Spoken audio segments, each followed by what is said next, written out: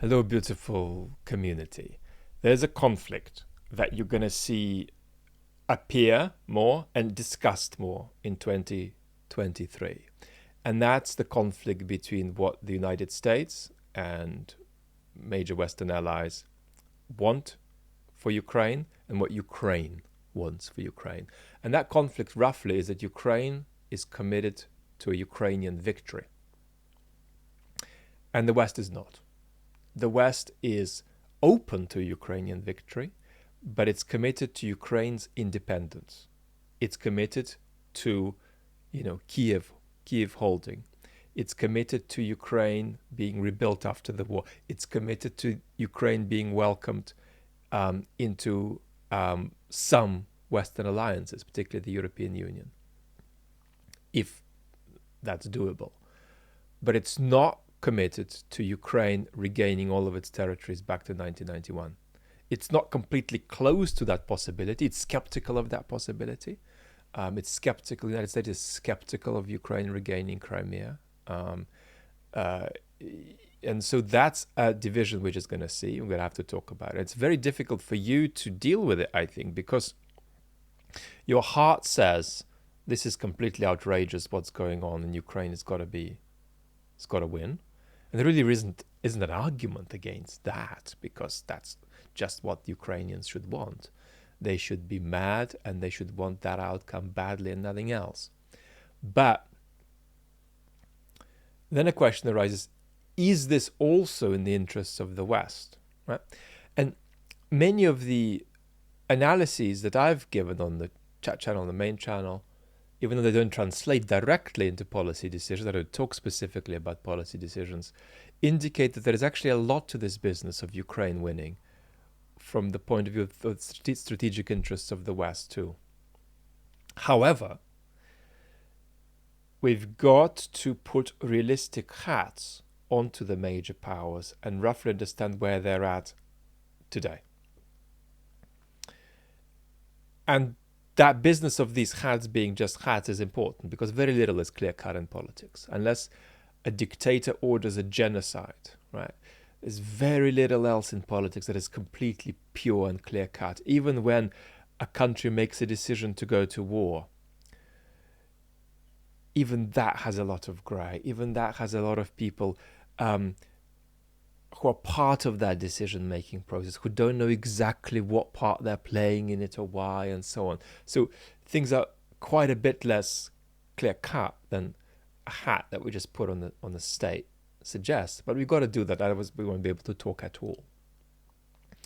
And the hat that we can put on the West is a hat that says Ukraine's independence remains. Ukraine's going to be supported and partly integrated into the West after the war. But a Ukrainian victory may or may not happen and may or may not be desirable. And there is real openness to the following thoughts in the Biden administration, certainly in France and in Germany, that if Putin loses his throne, something worse might happen. Somebody worse might come to power, and that'll be not good at all.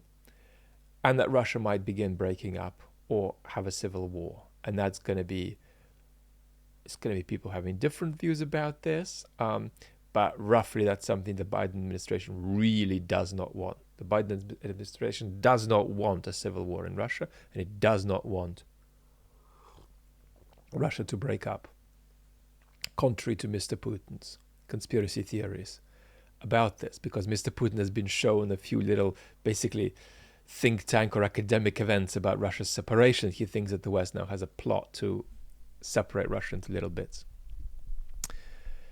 Now, that is very different to my analysis of what the Kremlin is up to.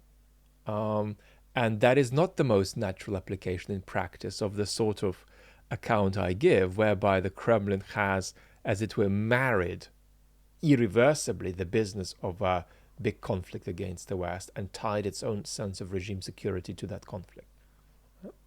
Because once you understand that, this business of a peace deal for Mr. Putin is a concern because there is no end to this conflict for Mr. Putin until Mr. Putin's regime ends. And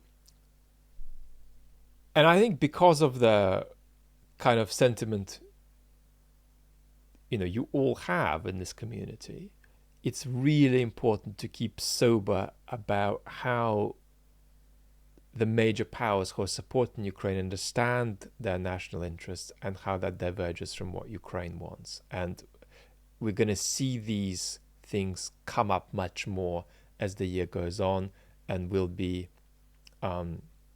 talking about them because, as you know, it does not follow from my analysis that Mr. Putin losing power is a 50-50 thing or a bad thing. It follows from my analysis that that's something we might want.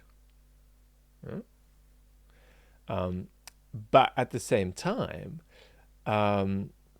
we've got to be really alert to where the West stands and not sort of deceive ourselves that there's a policy commitments that aren't there, right? And we'll talk about this much more, but I wanted to put this on the table because this is going to be something we come back to more and more. Lots of love. Talk soon.